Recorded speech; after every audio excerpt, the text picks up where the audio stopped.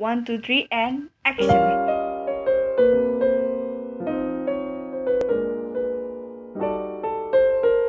Halo dan salam untuk semua pendengar se-Indonesia. Tetap semangat ya dalam aktivitas dalam hari ini. Selamat datang di podcast kami, Umi Naik Kelas. Oh ya, sebelumnya mari kita perkenalan dulu. Seperti pepatah mengatakan, tak kenal maka tak sayang. Saya sebagai host kali ini, Begita Maria Jose Prangon, tidak hanya sendiri menemani kalian. Di sini saya ditemani oleh... Halo, perkenalkan nama saya Lauren Lisa Wongkar. Welcome to our podcast. Halo, perkenalkan nama saya Patricia Silsilai. Selamat datang ya di podcast kami.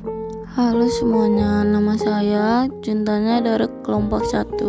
Halo semuanya, apa kabar? Halo semuanya, perkenalkan nama saya Jenisa Putri. Hola amigos, mi nombre es Daryl Octavian. Selamat datang di podcast kita kali ini. Oke teman-teman, jadi di podcast kita kali ini kita akan membahas tentang umbi naik kelas. Nah, untuk pelajaran yang terkait dalam umbi naik kelas ini ada PKWU, PPKN, Sastra Inggris, Bahasa Indonesia, Informatika, dan juga Matematika. Untuk topik yang kita ambil dalam umbi naik kelas ini yaitu mengenai umbi kentang guys. Nah, simak baik-baik ya. Nah, tanaman kentang itu apa ya guys? Ada yang tahu kah? Jadi, kentang merupakan salah satu umbi-umbian yang banyak digunakan sebagai sumber karbohidrat atau makanan pokok bagi masyarakat dunia setelah gandum, jagung, dan beras. Sebagai umbi-umbian, kentang cukup menonjol dalam kandungan zat gizinya. Perbandingan protein terhadap karbohidrat yang terdapat di dalam umbi kentang lebih tinggi daripada biji serealia dan umbi lainnya. Kandungan asam amino umbi kentang juga seimbang sehingga sangat baik bagi kesehatan. Oh alah, jadi umbi kentang itu gitu toh. Ada apa aja sih kandungan dalam kentang?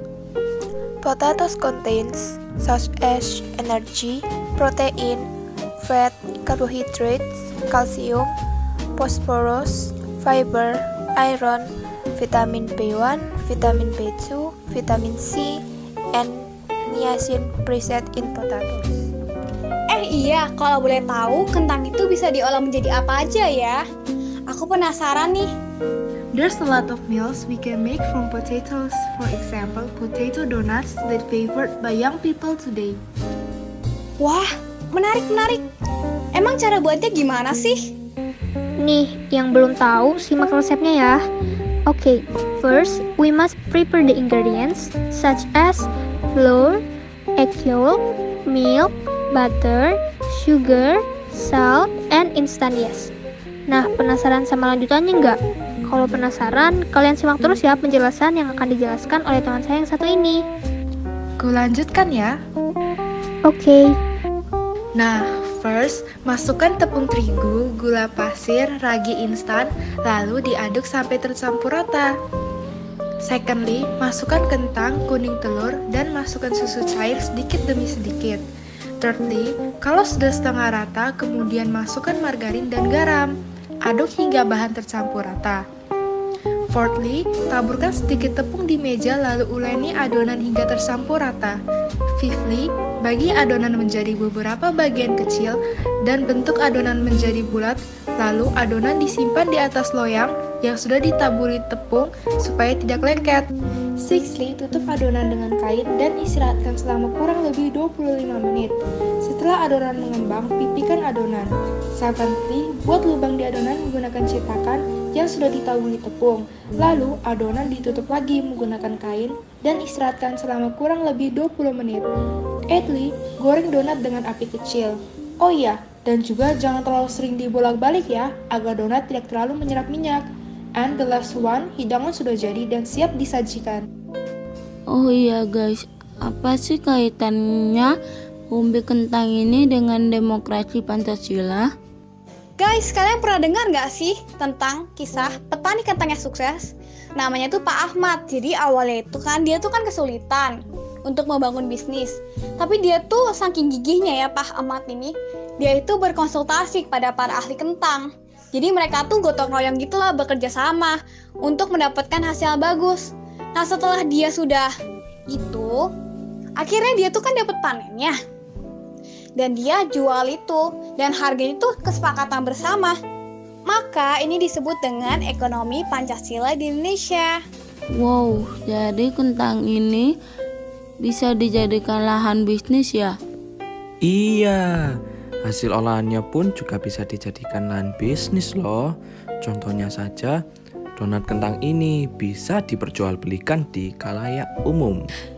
Nah, kemarin juga ada penjelasannya secara detail dan ringkas mengenai cara menghitung keuntungan dengan menggunakan cara barisan dan deret aritmatika dengan barisan dan deret geometri. Kalau boleh tahu cara menghitungnya ini bisa ditampilkan secara menarik nggak sih? Biar nggak membosankan gitu loh. If I'm not wrong, we make a calculation about this. For example, we make a comic about arithmetic sequences and series and geometric sequences and series yesterday. Oh, oke.